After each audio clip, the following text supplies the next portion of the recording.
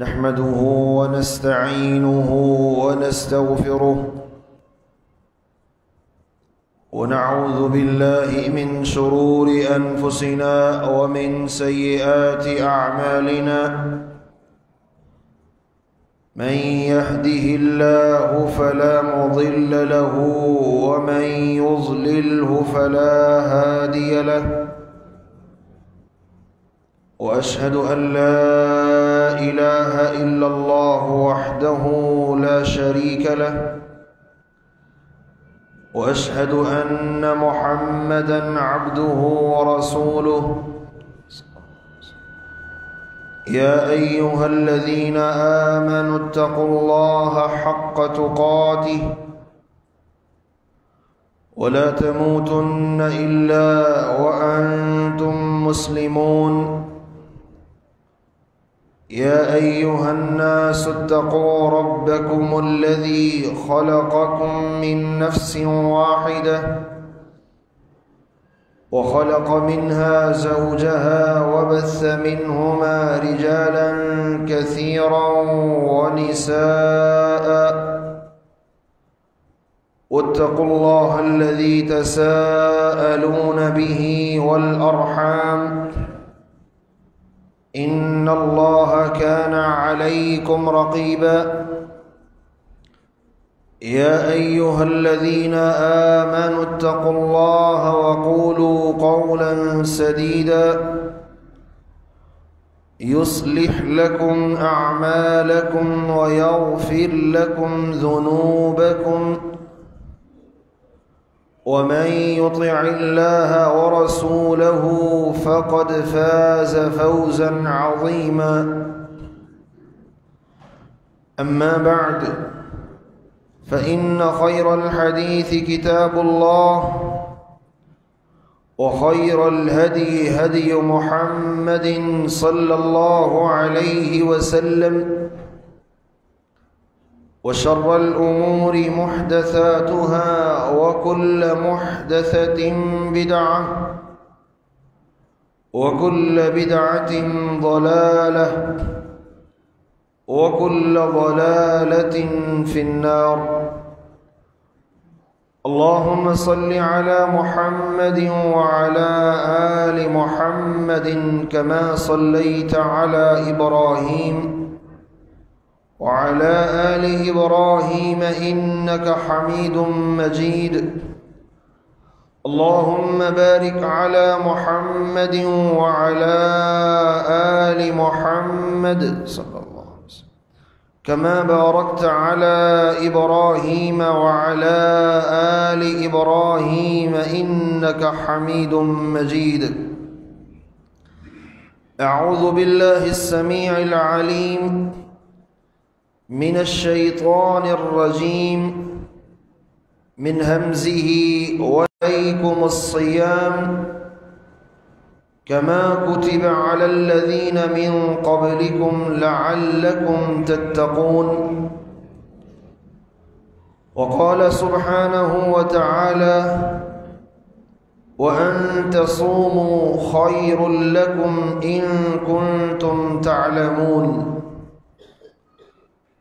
وقال النبي صلى الله عليه وآله وسلم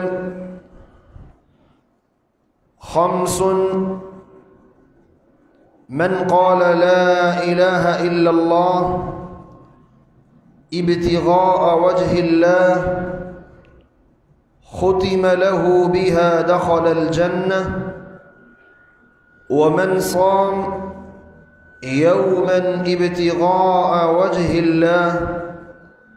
ختم له بها دخل الجنة أو كما قال النبي صلى الله عليه وآله وسلم قابل सद तकरीम लायक सद एहतराम सामिईन मुकर्रम अल्लाह सुब्हानहु व तआला जो हम सब के खालिक मालिक हैं, जो दीन हमें दिया है उस दीन की बुनियाद 5 सुतूनों और 5 अरकान पे रखी गई। ان ارکان میں سے ایک رکن جس کو عربی میں الصوم یا اہم ترین رکن ہے، مسلمانوں پہ سال میں ایک مہینے کے روزے فرض کیے گئے جس کو رمضان المبارک کا مہینہ کہا جاتا ہے۔ رسول کائنات صلی اللہ علیہ وآلہ وسلم اس رمضان کے آنے سے پہلے ہی آپ صلی اللہ علیہ وآلہ وسلم اس کی کہ رسول اللہ صلی اللہ علیہ وآلہ وسلم جس قدر کثرت کے ساتھ نفلی روزے شعبان کے مہینے میں جو رمضان سے متصل پہلے مہینہ ہے، جس قدر نفلی روزوں کا اہتمام اس مہینے میں کرتے تھے، اس قدر نفلی روزوں کا اہتمام کسی دوسرے مہینے میں نہیں کرتے تھے۔ امام کائنات صلی اللہ علیہ وسلم کا یہ اہتمام بھی رمضان المبارک کی آمد کے سلسلے میں اور رمضان المبارک کی تیاری کے سلسلے میں ہوتا تھا۔ رمضان المبارک کے مہینے کے روزے رکھنا یہ بہت بڑا عمل ہے۔ صحیح بخاری میں 1891 حدیث ہے، طلحہ بن عبید اللہ رضی اللہ عنہ بیان کرتے ہیں، ان اعرابیا جاء الى رسول اللہ صلی اللہ علیہ وسلم ثائر الرأس، ایک دیہاتی شخص، گاؤں کا رہنے والا، دیہات کا رہنے والا رسول اللہ صلی اللہ علیہ وسلم کے پاس آیا، سر کے بال غبار آلود ہیں، سفر کر کے آیا ہے اور آ کے سوال کرتا ہے، اخبرنی ماذا فرض اللہ علی من الصلاة، اللہ رب العزت نے نماز کتنی ہیں، تعداد کیا ہے؟ آپ صلی اللہ علیہ وسلم نے فرمایا، الصلوات الخمس، تیرے رب نے تیرے اوپر دن اور رات میں 5 نمازوں کو فرض کیا ہے۔ قال هل علی غیرها، ان 5 کے علاوہ کوئی اور بھی ہیں؟ لا الا ان تطوع شیئا، فرمایا نہیں، دن اور رات میں صرف 5 نماز۔ اللہ علی من الصیام، بتلائیے اللہ سبحانہ و تعالی نے مجھ پہ کون سے روزے فرض کیے ہیں؟ آپ صلی اللہ علیہ وسلم نے فرمایا، شہر رمضان الا ان تطوع شیئا، صرف رمضان کے مہینے کے روزے وہ روزے ہیں جو خالق و مالک نے تیرے اوپر لازم کر دیے، اس کے علاوہ جو ہوں گے وہ سارے نفل اور سنت ہیں۔ قال اخبرنی بماذا فرض اللہ علی من الزکاة، مجھے بتائیے۔ رسول اللہ صلی اللہ علیہ وسلم نے فرمایا، میرے صحابی، زکوٰۃ یہ فرض ہے، آپ نے بیان کر دیا، اور ساتھ ہی فرمایا شرائع الاسلام، اسلام کے ارکان، فرائض، فلاں فلاں فلاں بیان کر دیے۔ جب آپ صلی اللہ علیہ وسلم نے اس کو بتلا دیا، وہ آنے والا دیہاتی واپس مڑتا ہے، قسم اٹھاتا ہے، والذی اکرمک لا اتطوع شیئا، اس اللہ کی قسم ہے جس نے آپ کو عزتوں سے نوازا، برکتوں سے نوازا، ساری کائنات پہ سرداری عطا کی، سارے رکھوں گا، نمازیں فرضی ساری پڑھوں گا، زکوٰۃ فرضی ادا کروں گا، اللہ کے حلال کو حلال جانوں گا، رب کے حرام کو حرام سمجھوں گا، حرام کے قریب بھی نہیں جاؤں گا، قسم اٹھائی، چل دیا، یہ واپس چلا۔ امام کائنات صلی اللہ علیہ وسلم نے فرمایا، میرے صحابہ سنو، افلح ان صدق او دخل الجنہ، میرے صحابہ اگر یہ آدمی جو میرے ساتھ وعدہ کر کے جا رہا ہے، فرائض پڑھوں گا، فرضی نمازیں، فرضی روزے، فرضی زکوٰۃ، حلال اور حرام ان کی پابندی کروں گا، اگر اس نے وعدے کو پورا کر دیا تو یہ انسان اللہ کی جنت کا مالک بن گیا ہے۔ اللہ کی جنت کی ملکیت کے لیے ارکان اسلام میں سے روزہ، اس کے بغیر انسان اللہ کی جنت کا داخلہ نہیں لے سکتا ہے، اس کے بغیر جنت میں دخول اول ملنا اللہ کی رحمت کے بغیر ممکن نہیں ہے۔ رحمت چاہیے تو رمضان المبارک کے مقدس مہینے کے روزے انسان کو رکھنے ہوں گے۔ عمر بن مرہ الجہنی رضی اللہ تعالی عنہ بیان کرتے ہیں، صحیح الجامع کے اندر روایت موجود ہے 1003، کہتے ہیں ایک شخص نبی علیہ الصلوۃ والسلام کے پاس آتا ہے، کہتا ہے یا رسول اللہ صلی اللہ علیہ وسلم ارأیت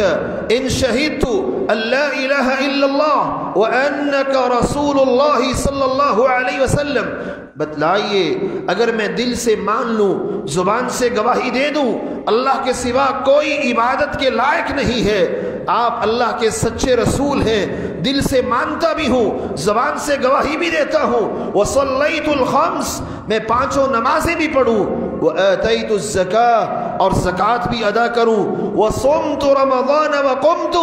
رمضان کے روزے بھی رکھوں اور رمضان کا قیام بھی کروں، روزے اور رمضان کا قیام کروں، یہ 6 کام کرتا ہوں، اس کے علاوہ مجھ سے کچھ نہیں ہوتا،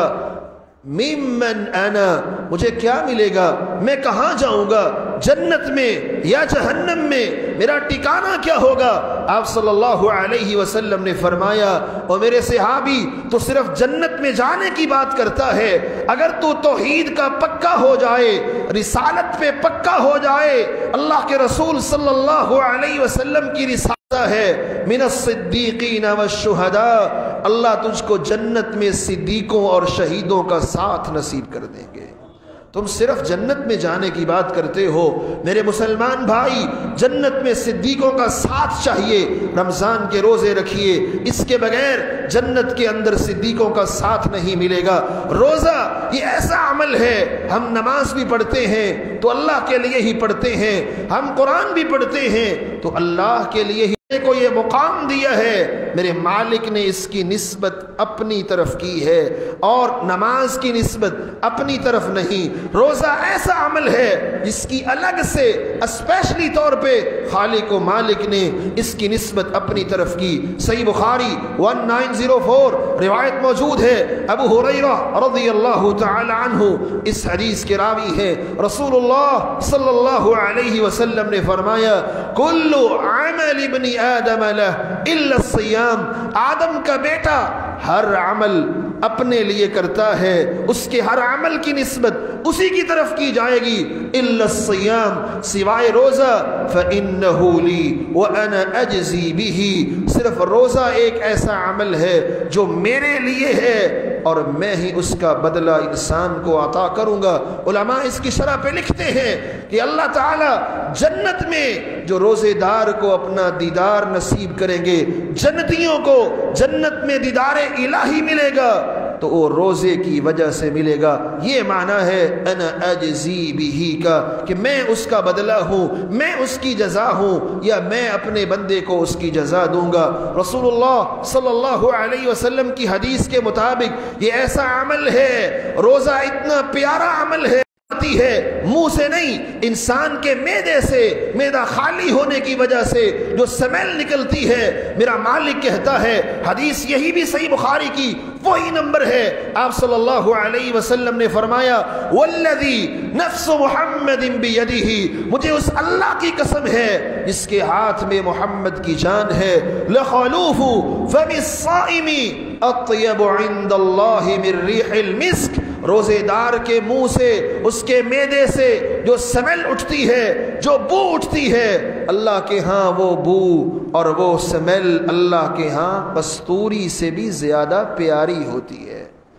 جتنا انسان کو کستوری اچھی لگتی ہے، انسان کو جتنی کستوری سے راحت ملتی ہے، سب سے دنیا کی مہنگی ترین خوشبو، لاکھوں روپے کا تولہ، اصل کستوری لاکھوں روپے کا ایک تولہ ملتا ہے۔ انسان کے ہاں جتنی وقعت اور قدر و منزلت، جتنی پیاری خوشبو کستوری کی ہوتی ہے، روزے دار کے معدے سے نکلنے والی بو بھی اللہ خالق و مالک کو اس سے بھی زیادہ اطیب، اس سے بھی زیادہ پیاری ہے۔ اور رسول اللہ صلی اللہ علیہ وسلم نے اسی حدیث کے اندر دوسری تیسری بات جو بیان کی، آپ نے فرمایا للصائم فرحتان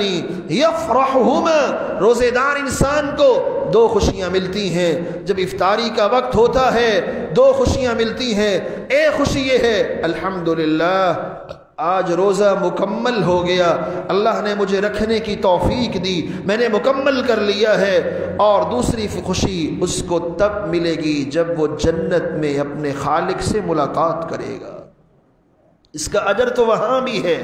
اس کا ساتھ تو میرے اور آپ کے ساتھ وہاں بھی ہے۔ رسول اللہ صلی اللہ علیہ وسلم نے اس روزے کے مہینے کے بارے میں اگلی بات جو بیان کی، سنن ابن ماجہ 1642 روایت موجود ہے، حضرت ابو ہریرہ رضی اللہ تعالی عنہ بیان کرتے ہیں اس رمضان کی عظمت، اس مقدس مہینے کی عظمت کیا ہے، شان کیا ہے، رب کے ہاں اس کا مقام کیا ہے، اہتمام کیا ہوتا ہے۔ اذا كانت اول ہے رمضان ساتھ ہی شروع ہو گیا، اسی رات کے وقت میرا مالک کیا اہتمام کرتا ہے۔ اذا كانت اول لیلہ من رمضان صفدت الشیاطین، میرا مالک شیطانوں کو جکڑ دیتا ہے۔ ومردت الجن، سارکش جنوں کو مالک بیڑیوں کے اندر جکڑ دیتے ہیں۔ وصفدت الشیاطین، شیطانوں کو بیڑیاں پہنا دی جاتی ہیں۔ وغلقت ابواب النار،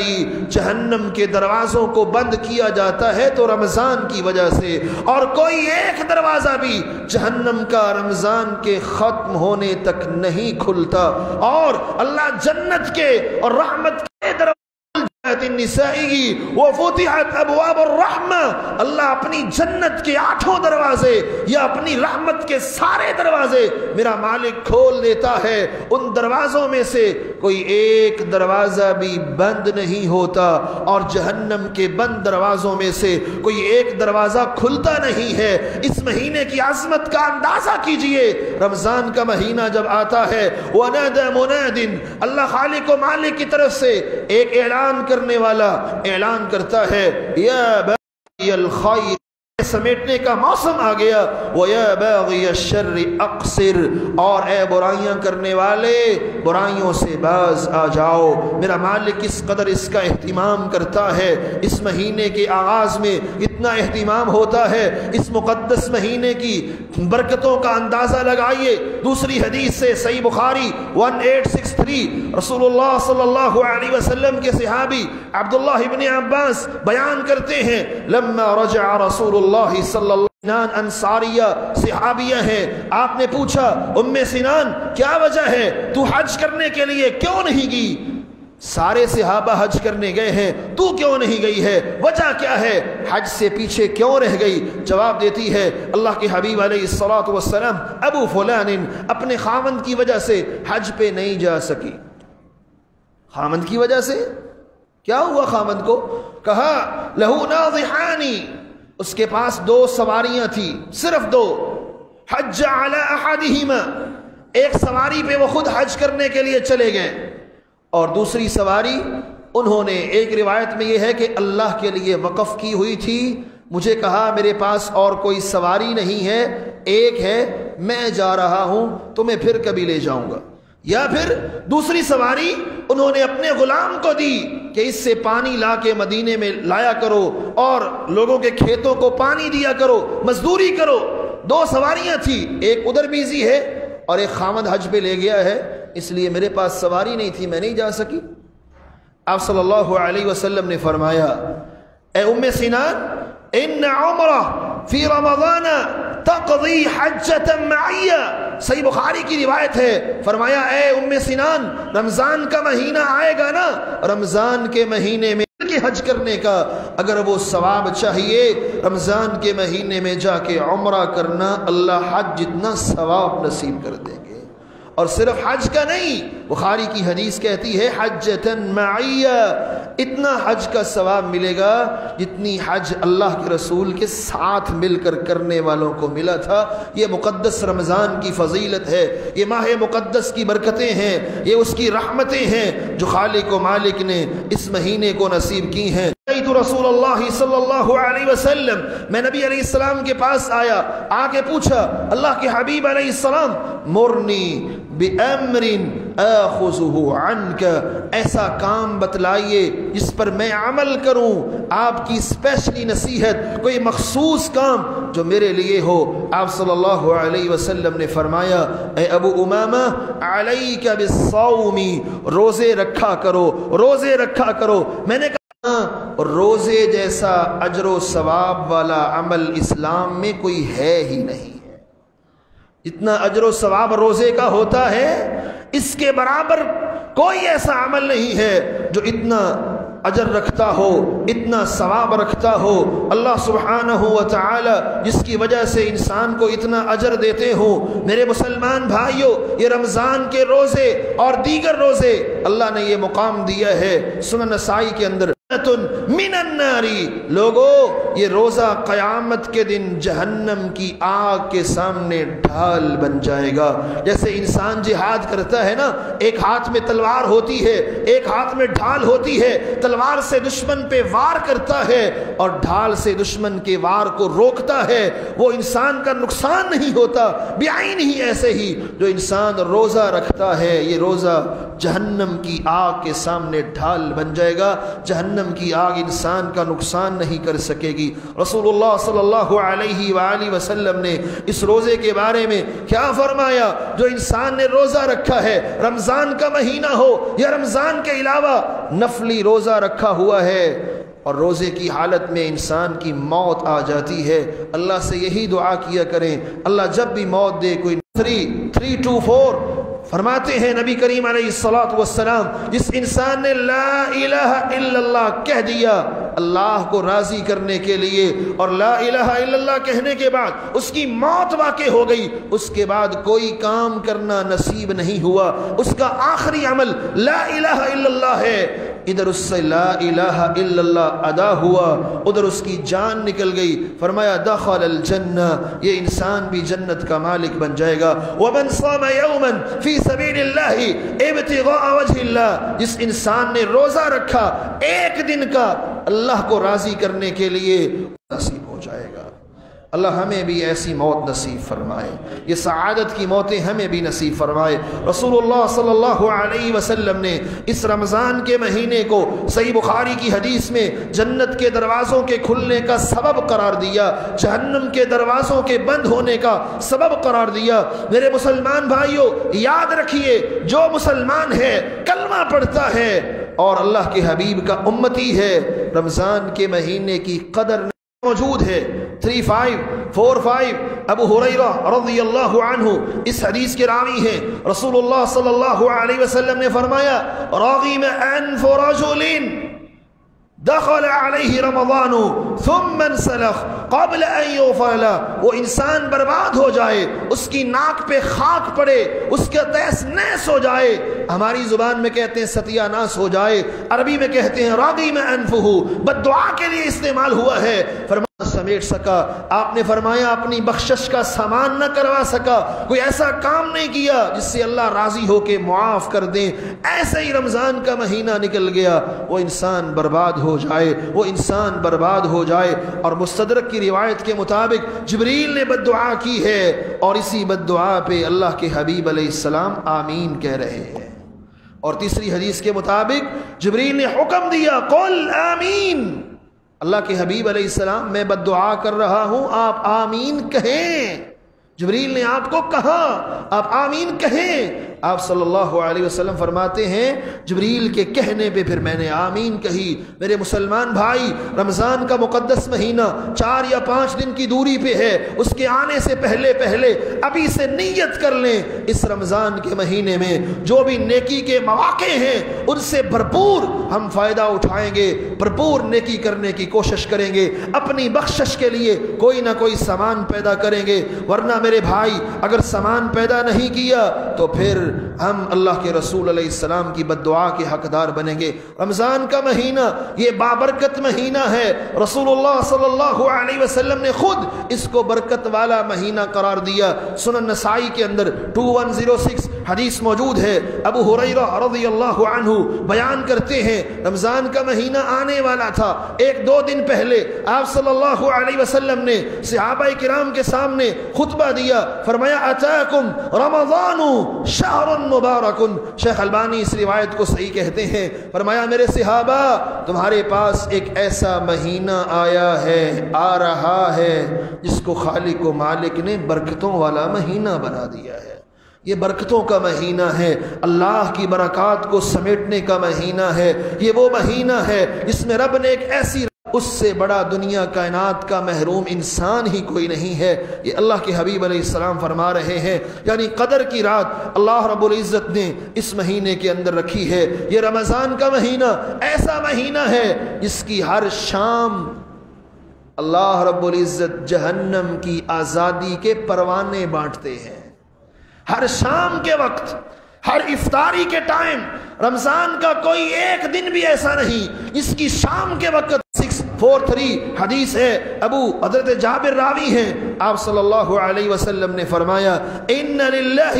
عند کل فطر عتقاء وذلك فی کل لیلہ۔ میرے صحابہ رمضان کی ہر شام، ہر روز افطاری کے ٹائم اللہ اپنی بہت سی مخلوق کو جہنم سے آزاد کر دیتے ہیں، اور یہ رمضان کی ہر رات یہ اللہ کریم ایسا کرتے ہیں، ہر شام کو اپنی جہنم سے آزادی کے پروانے خالق و مالک اپنی مخلوق کے اندر بانٹتے ہیں۔ اور سنن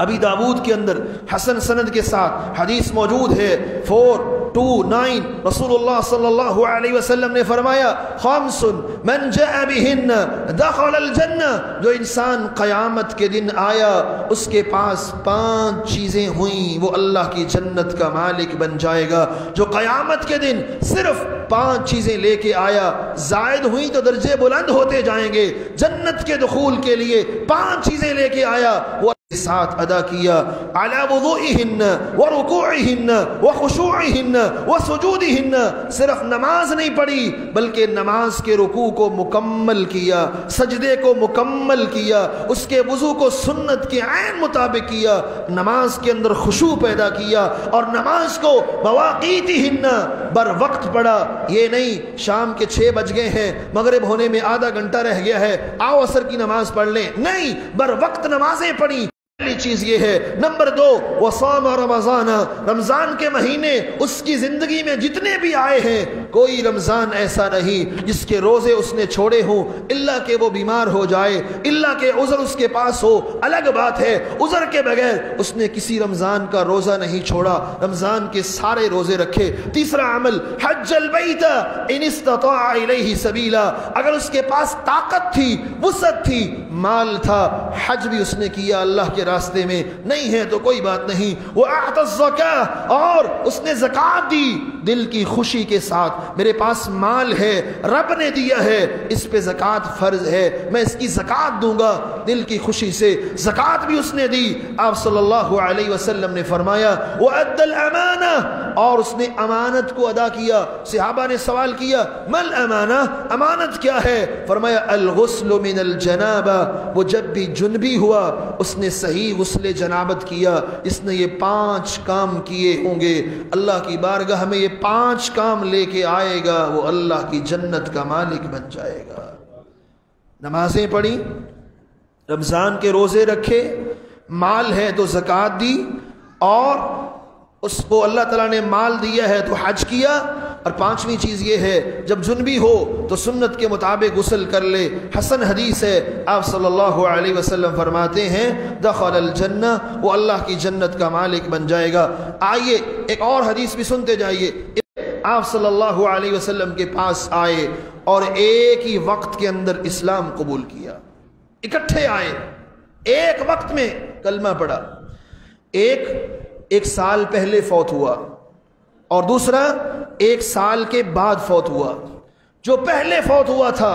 اس کو موت کہاں پہ آئی، کیسی موت آئی؟ جہاد کے میدان میں شہادت کی موت نصیب ہوئی، اور دوسرے کو 1 سال کے بعد اپنے بستر فی المنام بین انا ببیت فی الجنہ، میں کیا دیکھتا ہوں عند باب الجنہ، خواب میں کہ میں جنت کے دروازے پہ کھڑا ہوں اور وہ 2 آدمی بھی میرے آگے جنت کے دروازے پہ کھڑے ہیں، تیسرے نمبر پہ میں ہوں۔ وہ دونوں فوت ہو گئے ہیں اور یہ صحابی ابھی زندہ ہیں اور اپنی زندگی میں خواب دیکھ رہے ہیں۔ کہتے ہیں جنت کے دروازے پہ کھڑے ہیں، کیا دیکھا میں نے؟ فخرج خارج من الجنہ، اپنے بستر پہ جنت کا دربان پہلے اس کو جنت میں لے کے گیا، ثم خرج، پھر وہ باہر آیا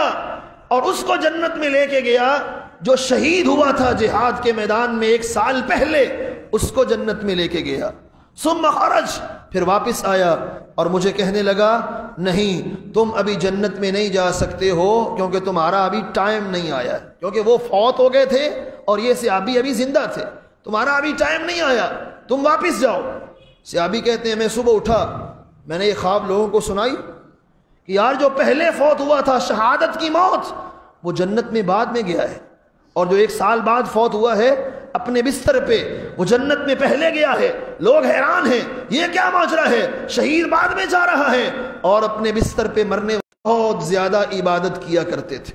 عبادت کرنے کے اندر برابر ہے، کوئی ایک بڑا ہوا نہیں ہے۔ ہاں ایک کو شہادت ملی دوسرے کو نہیں ملی، اللہ کے حبیب علیہ السلام شہید بعد میں جا رہا ہے دوسرا پہلے، یہ کیوں؟ آپ صلی اللہ علیہ وسلم نے جواب دیا میرے صحابہ بتلاؤ الیس قد مکث هذا بعده سنہ، یہ جو بعد میں بستر پہ فوت ہوا تمہیں یہ تو یاد ہے یہ بستر پہ فوت ہوا ہے، رمضان کا مہینہ اور مل گیا ہے، اس نے روزے بھی رکھے، نمازیں بھی پڑھی، سجدے بھی کیے۔ صحابہ نے کہا ہاں، آپ نے فرمایا اس کا جنت میں پہلے جانا اسی وجہ سے ہے کہ اس کو رمضان اور نمازیں پڑھنے کا موقع مل گیا ہے، وہ شہید ہوا ہے، وہ جنت میں بعد میں جا رہا ہے، اور یہ بستر پہ فوت ہوا ہے جنت میں پہلے جا رہا ہے۔ وجہ ایک رمضان کے مہینے کا زیادہ مل جانا، اور پھر اگلی بات میں ان دونوں کا درجہ اور مقام، تو ان دونوں کے درجے اور مقام میں اتنا فاصلہ ہے جتنا زمین سے آسمان کا فاصلہ ہے، اتنے بلند درجے اللہ نے نصیب کیے ہیں اس کو جس کو رمضان ایک اور مل گیا تھا۔ رمضان کا ایک بار زندگی میں آ جانا اتنی بڑی سعادت کا باعث ہے، اور پھر بھی جو انسان اس سعادت سے محروم ہو جائے اس سے بڑا بدبخت کوئی نہیں، اس سے بڑا بد نصیب کوئی نہیں، اس سے بڑا بدبخت، اس سے بڑا انسان جو اللہ کی رحمت سے دور ہو ہم کہہ سکتے ہیں کہ اور کوئی نہیں ہے، اور اس کو اللہ کے حبیب نے بد دعا بھی دے دی۔ میرے مسلمان بھائیوں، اس لیے تہیہ کر لیں، اس آنے والے رمضان سے بھرپور فائدہ اٹھائیں گے، جو اللہ نے عبادات کے موقع دیے وہ سارے کریں گے، روزے بھی رکھیں گے، قیام بھی کریں گے، تہجد بھی پڑھیں گے، اور سخاوت بھی کریں گے، اللہ کو راضی کرنے کے لیے تراویح بھی پڑھیں گے، ذکر و اذکار بھی ہوگا، قرآن مجید کی تلاوت بھی ہوگی، وہی معمول بنائیں گے جو سلف صالحین کے معمول ہوا کرتے تھے۔ آئیے، روزہ رکھا ہے آپ نے، اس کے متعلق چند باتیں جو بہت ضروری ہیں اور جس میں اکثر لوگ غلطی بھی کر جاتے ہیں، ان کی نشانی کرنا بھی، ہمیں جائیں تو پتہ چلے کہ ہمیں تو کچھ ملا ہی نہیں ہے، یا ملا ہے لیکن ہم بہت بڑی خیر پیچھے چھوڑ کے آ گئے۔ آئیے، ان میں سے پہلی چیز یہ ہے، رمضان المبارک کا مہینہ جب آتا ہے تو ہر روزے کی الگ الگ نیت کرنی، یہ نہیں کہ رمضان کے شروع میں اکٹھی نیتیں کر لیں کہ جی انشاءاللہ اس رمضان کے سارے روزے رکھیں گے، 29 ہوئے تو تب بھی، 30 ہوئے تو تب بھی، جتنے مرضی ہوئے ہم سارے رکھیں گے، ایسا نہیں ہے۔ رمضان کے ہر روزے کی الگ الگ نیت، اور وہ نیت فجر صادق ٹائم ہے، اس ٹائم سے پہلے پہلے، اذان ہونے سے پہلے پہلے، اگر اذان وقت پہ ہوتی ہے، لیٹ ہوتی ہے تو پھر نہیں، کسی مسجد میں 10 منٹ لیٹ آ رہی ہے، 5 منٹ لیٹ آ رہی ہے، وہ نہیں، وہ مسجد کی اذان جو بر وقت ہوتی ہے، عین سنت کے مطابق فجر صادق کے ساتھ ہوتی ہے، اس اذان کے ہونے سے پہلے پہلے اپنے روزے کی نیت کرنا یہ ضروری ہے۔ اور بہتر افضل یہ ہے کہ آپ رات کے وقت سوئیں، نیت کے مطابق اجر مل جائے گا۔ اور اگر سحری کے وقت آنکھ نہ کھلی، آنکھ کھلی آپ کی اذان ہو جانے کے بعد، تو اگر آپ روزہ نبھا سکتے ہیں بھوکے پیٹ تو رکھیں، لیکن اگر اذان فجر سے پہلے نیت نہیں کی ہوگی تو پھر آپ روزہ رکھیں گے بھی تو وہ روزہ اللہ کی بارگاہ میں قبول نہیں ہے۔ یہ میں نہیں کہہ رہا، رسول اللہ صلی اللہ علیہ وسلم نے خود فرمایا، یہ حدیث ابو داود کے اندر صحیح سند کے ساتھ موجود ہے، من لم یبیت الصیام قبل الفجر فلا صیام له۔ آپ صلی اللہ علیہ وسلم فرماتے ہیں جو رات ختم ہونے سے پہلے پہلے، شرعی طور پہ رات ختم کب ہوتی ہے؟ فجر کی اذان، صبح صادق، جب صبح صادق طلوع ہو جائے تو شرعی طور پہ رات ختم ہو گئی۔ جو شخص رات کے ختم ہونے سے پہلے پہلے فرضی روزے کی نیت نہیں کرتا فلا صیام لہ، آپ صلی اللہ علیہ وسلم فرماتے ہیں اس کا کوئی روزہ نہیں ہے، اس انسان کا کوئی روزہ نہیں ہے۔ وہ بھوک پیاس برداشت کر لے، بھوکا رہے، پیاسا رہے، کچھ کھائے پیے نہ، روزہ ہے ہی نہیں اس کا۔ تو فرضی روزے کے لیے فجر کی اذان سے پہلے پہلے نیت کرنا شرعاً ضروری ہے۔ اگر نہیں کریں گے تو نہیں۔ ہاں، نفلی روزے میں شریعت نے منٹ پہ تقریباً، یا 11:58 پہ تقریباً، تو نفلی روزے میں گنجائش دی ہے شریعت نے۔ اگر آپ نے صبح سے کچھ نہیں کھایا، فجر کی اذان سے لے کر اب تک کچھ نہیں کھایا، آپ بھوکے ہیں، آپ روزہ بنانا چاہتے ہیں نفلی، تو آپ اب نیت کر لیں، جائز ہے۔ لیکن فرضی روزے کے لیے شریعت نے پابند کر دیا، اس کی نیت جو ہے صبح کی اذان ہونے سے پہلے پہلے ہر حال میں کرنی ہوگی، اگر نہیں تو انسان کا روزہ اللہ کی بارگاہ میں قبول نہیں ہوگا۔ اور روزے میں نیت جو ہے وہ ہر روزے کے لیے الگ الگ کرنی۔ امام شوکانی رحمۃ اللہ علیہ، امام ابن قدامہ، شیخ ابن باز اور سعودی عرب کی مستقل فتویٰ کمیٹی کا فتویٰ ہے، ہر روزہ الگ الگ عبادت ہے۔ پہلا روزہ مستقل عبادت، دوسرا ضروری ہے، ورنہ وہ عبادت اللہ کی بارگاہ میں قبولیت اختیار نہیں کرتی۔ تو لہذا ہر روزے کی نیت الگ الگ، 30 نیتیں اکٹھی کر کے فارغ ہو جائیں، ایسی نیت اللہ کے ہاں معتبر نہیں، اور اس سے آپ کے روزے کا اجر و ثواب ضائع ہے۔ ہر روزے کی الگ الگ نیت کرنا یہ ہم سب کے لیے ضروری ہے اور ہم سب پہ فرض ہے۔ نیت کے متعلق دوسری بات یہ ذہن میں رکھیں، نیت میرے اور آپ کے دل کا عمل ہے، اس کا تعلق میرے اور آپ کے دل کے ساتھ ہے۔ دل کے اندر یہ سوچ پیدا کرنا، یہ پختہ عزم پیدا کرنا کہ میں اللہ کو راضی کرنے کام۔ ہمارے یہاں آج کل کیلنڈروں پہ لکھا ہوتا ہے کہ نیت وَبِصَوْمٍ وَدِن نَوَيْتُ مِن شَهْرِ رمضان، کیا معنی؟ مثلا آج روزہ ہے پہلا، آج کیا ہے جی؟ جمعے کو پہلا روزہ ہے، اور آپ اذان کے وقت نیت یہ کر رہے ہیں کہ میں کل کے روزے کی نیت کرتا ہوں۔ کل ہفتہ ہے، روزہ آپ آج رکھ رہے ہیں، جمعے کا نیت آپ کر رہے ہیں، ہفتے کی روزے کی، آپ کا یہ روزہ نیت کے بغیر ضائع۔ ہفتہ آیا، نیت آپ کر رہے ہیں اتوار کے، کیا ہے؟ اللہ تعالیٰ کسی کو نوح علیہ السلام کی عمر دے دے۔ نوح علیہ السلام کی عمر کتنی تھی؟ 950 سال، تو تبلیغ کی عمر ہے نا، جس میں انہوں نے واعظ کیا، فَلَبِثَ فِيهِمْ أَلْفَ سَنَةٍ إِلَّا 50 عَامًا، وہ رسالت کی عمر ہے۔ ظاہر بات ہے رسالت سے پہلے بھی عمر پائی ہوگی، اور طوفان نوح کے بعد بھی ان کو عمر ملی ہوگی، تو 1000 سال سے اوپر عمر ہے۔ اتنی اللہ کسی انسان کو عمر دے دے اور وہ کتابیں کھنگالنے بیٹھ جائے حدیث کی، نہ قرآن سے نہ حدیث سے، کسی ایک صحیح حدیث اور قرآن کی آیت سے وہ زبان سے نیت کرنے کی کوئی حدیث نہیں دکھا سکتا۔ اور اہل دیوبند کے بہت بڑے امام مولانا انور شاہ کاشمیری رحمہ اللہ، جنہوں نے صحیح بخاری کی شرح لکھی ہے فیض الباری کے نام سے، اہم مسئلہ تھا وہ نیت کا تھا۔ اس میں دو جگہ پہ خرابی ہوتی ہے۔ بعض لوگ اٹھتے ہیں، کھانا پینا کھا پی لیا اور دل میں یہ خیال ہی نہیں ہوتا کہ میں روزہ رکھ رہا ہوں، دل کے اندر یہ پختہ عزم نہیں ہوتا، ثواب تو نہ ملا نا۔ اور بعض روزہ رکھتے ہیں، نیت کرتے ہیں زبان سے وَبِصَوْمِ غَدٍ، کل کی، آج کی چھٹی، ثواب ضائع۔ ان دو غلطیوں کی اصلاح کرنی ہے۔ اس رمضان میں آپ نے کوشش یہ کرنی ہے کہ میں ہر وہ عمل کروں جو سنت کے عین مطابق ہو، میری سحری بھی سنت کے عین مطابق، افطاری بھی، قیام اللیل بھی، ہر عمل اپنا سنت کے مطابق بنائیے۔ دوسری بات اور اہم بات، یہاں بھی دو باتیں، سحری کھانا اور کب کھانی۔ یہاں بھی ہمارے شہری لوگ،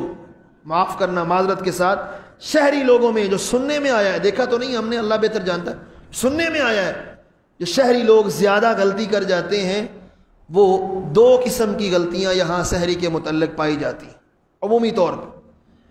پہلی غلطی کیا ہوتی ہے؟ افطاری کے وقت خوب پیٹ بھر کے کھا لو، سحری کرنے کی ضرورت ہی نہیں ہے۔ افطاری اتنی کھاتے ہیں کہ سحری کرنے کے لیے پیٹ میں گنجائش ہی نہیں ہے اور کرتے بھی نہیں۔ یہ طریقہ بھی سنت کے خلاف ہے۔ اور دوسری غلطی کیا ہوتی ہے؟ یا سحری کر لیتے ہیں لیکن کب؟ رات کو آئیں گے مسجد توحید میں، قیام اللیل کریں گے آخری عشرے کے اندر، اور جب 1 بجے 1:30 بجے 2 بجے فارغ ہوں گے، جاتے ساتھ ہی سحری کھائیں گے اور سو جائیں گے اور الارم لگائیں گے صبح کی نماز کا۔ یہ طریقہ جو ہے یہ بھی سنت کے خلاف ہے۔ دونوں طرح کی احادیث آپ کے سامنے رکھتا ہوں۔ پہلی بات، سحری کھائیں، سنت طریقہ ہے۔ رسول اللہ صلی اللہ علیہ وسلم نے سحری کے بارے میں کتنی حدیثیں فرمائی ہیں، سب تو بیان نہیں ہو سکتی، 1-2 بیان کرتا ہوں۔ پہلی حدیث، تسحروا فإن فی السحور برکہ، میرے صحابہ سحری کھاؤ کیونکہ سحری کے کھانے میں اللہ نے برکت رکھی ہے۔ اور دوسری حدیث میں آپ نے فرمایا سحری کھاؤ اگر کچھ بھی نہیں ملتا، وَلَوْ جُرْعَةً مِّن مَّاءٍ، آپ کے پاس کھانے کے لیے کھجور بھی نہیں ہے، کھانے کے لیے روٹی بھی نہیں ہے، سالن بھی نہیں ہے، چاول بھی نہیں، کچھ بھی نہیں ہے، پانی کے 2 گھونٹ میسر ہیں، فرمایا وہ 2، مومن کی سب سے بہترین سحری کھجور ہے، اپنی سحری کے اندر کھجور کو بھی شامل کریں۔ یہ 3 حدیثیں آپ نے سنی، ان تینوں حدیثوں کا خلاصہ کیا ہے؟ سحری کھانے کے اندر برکت ہے۔ کھانے کے لیے دل نہیں کر رہا، آپ بیمار ہیں، کچھ کھا نہیں سکتے ہیں، آپ 2 گھونٹ دودھ کے پی لیں، 1 کھجور کھا لیں، وہ بھی نہیں کھا سکتے، 1 گھونٹ پانی کا پی لیں، سحری ہر حال میں کرنی ہے، لیکن یہ سب کچھ اذان ہونے سے پہلے یہ نہیں جیسے اذان ہوئی بس اس سے پہلے بیٹھے ہیں، گفتگو ہو رہی ہے، باتیں چل رہی ہیں، جیسے ہی اذان ہونے لگے گی، اذان اللہ اکبر، پانی پکڑا اور منہ کو، یہ طریقہ سنت کے خلاف ہے۔ اگر آپ کھا پی چکے ہیں اذان کے بعد کچھ نہیں کھا سکتے، ہاں اگر آپ کھا رہے ہیں درمیان میں اذان ہو جائے تو وہ شریعت نے رخصت دی ہے کہ آپ جلدی اپنا اس کھانے سے فارغ ہو جائیں۔ تیسری بات سحری کے متعلق، دوسری بات جو میں نے کہی، سحری آخری وقت میں کھانی چاہیے، یعنی اگر آپ کو کھانے کے اندر 15 منٹ لگتے ہیں، نارمل روٹین آپ کی یہ ہے کہ آپ 15 منٹ کے اندر کھاتے ہیں، تو آپ کو چاہیے جب سحری ختم ہونے میں 16 منٹ باقی رہ جائیں تب آپ سحری کھانا شروع کریں، یہ نہیں کہ 2 گھنٹے پہلے سحری کھائیں اور پھر سو جائیں۔ زید بن ثابت رضی اللہ تعالی عنہ بیان کرتے ہیں کہ میں نے نبی علیہ السلام کے ساتھ بیٹھ کے سحری کھائی، ساتھ بیٹھ کے، پھر اذان ہوئی، ہم نماز پڑھنے چلے گئے، تو راوی نے سوال کیا، تابعی نے سوال کیا، جب آپ نے سحری کھائی تھی تو اذان میں کتنا وقت باقی تھا؟ جب آپ نے نبی علیہ السلام کے ساتھ سحری کھائی ہے اذان میں کتنا وقت باقی تھا؟ کہا قدر 50 آیا، ہمارے سحری 10 سے 15 منٹ میں نارمل سپیڈ بھی ہو آپ کی، نارمل بالکل سلو، تو پھر بھی 10 سے 15 منٹ لگتے ہیں۔ تو رسول اللہ صلی اللہ علیہ وسلم سحری کب کھا رہے ہیں؟ فجر کی اذان سے 10-15 منٹ پہلے آپ نے کھانی سٹارٹ کی ہے، شروع کی ہے۔ اور دوسری حدیث میں آپ صلی اللہ علیہ وسلم فرماتے ہیں، حذیفہ رضی اللہ تعالی عنہ اس حدیث کے راوی ہیں، نبی علیہ الصلوۃ والسلام نے فرمایا، ان معاشر الانبیاء، نبیوں کی ساری جماعت کو 2 آرڈر ملے ہیں، کتنے آرڈر؟ 2۔ پہلا آرڈر یہ ہے افطاری جلدی کرنی ہے، اور دوسرا آرڈر یہ ہے سحری دیر سے کھانی ہے، یعنی سحری بالکل آخری وقت میں کھانی ہے، اور افطاری سورج کے ڈوبنے کے ساتھ فوراً ہی کھا لینی۔ افطاری میں جلدی ہے اور سحری میں تاخیر ہے، اس کا حکم ہمیں اللہ سبحانہ و تعالی کی طرف سے دیا گیا ہے۔ حضرت عمر بن میمون رضی اللہ تعالی عنہ بیان کرتے ہیں، کان اصحاب محمد صلی اللہ علیہ وسلم، نبی علیہ الصلوۃ والسلام کے صحابہ، اسرع الناس افطارا وابتعهم سحرا، صحابہ کرام رضوان اللہ علیہم اجمعین افطاری کے اندر جلدی کرتے تھے اور سحری کھا کے فارغ ہو جانا، یا یہ روٹین رکھنا افطاری کے وقت کچھ ہلکا پھلکا کھا لیں گے اور پھر تراویح پڑھ کے آ کے سحری بھی ہو جائے گی ساتھ اور افطاری کا کھانا بھی ہو جائے گا، یہ باتیں ساری سنت کے خلاف ہیں۔ سنت طریقہ یہ ہے میری اور آپ کی افطاری آخری وقت کے اندر، آخری چند منٹوں کے اندر، جتنی بھی آپ کو کھانے میں دیر لگتی ہے اذان سے اس حساب سے پہلے آپ اپنی سحری کھانا، پکانا نہیں، پکائیں جب مرضی، کھانا اس وقت جو ہے وہ آپ کو شروع کرنی چاہیے۔ ہمارے ہاں کیا ہوتا ہے، کیلنڈر پہ ٹائم لکھا ہے قصور شہر کا مثلا کہ جی مغرب کا ٹائم ہے 6:30، ہمارے ہاں کیا ہوگا، نہیں ابھی 2 منٹ مزید تھوڑا سا ویٹ کر لیں، احتیاط کے نام پر۔ یہ طریقہ غلط ہے۔ نبی کریم صلی اللہ علیہ وسلم سفر میں تھے، آپ نے صحابی کو حکم دیا اترو ستو گھولو، میں نے افطاری کرنی۔ صحابی نے کہا اللہ کے پیغمبر صلی اللہ علیہ وسلم ابھی تو اتنا اندھیرا نہیں ہوا۔ فرمایا اترو ستو گھولو، میں نے افطاری کرنی۔ صحابی نے پھر وہی جواب دیا ابھی تو اقبل اللیل من ها هنا وادبر النهار من ها هنا فقد افطر الصائم۔ میرے صحابی سنو، جب سورج یہاں ڈوب جائے، رات ادھر سے فوراً شروع ہو جاتی ہے، اس وقت روزے دار نے اپنے روزے کو افطار کر لیا ہے۔ ہمارے ہاں کیا تصور ہے، جب تک اذان نہیں ہوگی نا افطاری نہیں کرنی، حالانکہ افطاری کے متعلق اذان کی ایک حدیث بھی نہیں ہے۔ افطاری کے متعلق حکم یہ ہے کہ سورج کا ڈوبنا، جس بستی میں آپ ہیں، جس شہر کے اندر آپ رہ رہے ہیں، وہاں جب آپ کو یقین ہو گیا ہے کہ سورج ڈوب گیا ہے، سورج مکمل غروب ہو گیا ہے، سورج اپنی جگہ پہ چلا گیا ہے، خواہ اذان آئے یا نہ آئے آپ پر روزہ افطار کرنا لازم ہو جائے گا۔ رسول اللہ صلی اللہ علیہ وسلم نے فرمایا میری امت، حدیث سنیے گا دھیان سے، اب بالکل الٹ ہو گیا ہے، سحری جلدی کھا لینی ہے 2 گھنٹے پہلے، اور افطاری میں 5-6 منٹ جو ہے احتیاط کے نام پہ تاخیر ہوتی ہے۔ اللہ خالق و مالک سے دعا ہے اللہ رب العزت ہمیں اس آنے والے رمضان سے بھرپور فائدہ اٹھانے کی توفیق نصیب فرمائے، اور اپنے اعمال کو سنت کے عین مطابق کرنے کی توفیق نصیب فرمائے۔ اقول قولی ھذا وآخر دعوانا ان الحمد للہ رب العالمین۔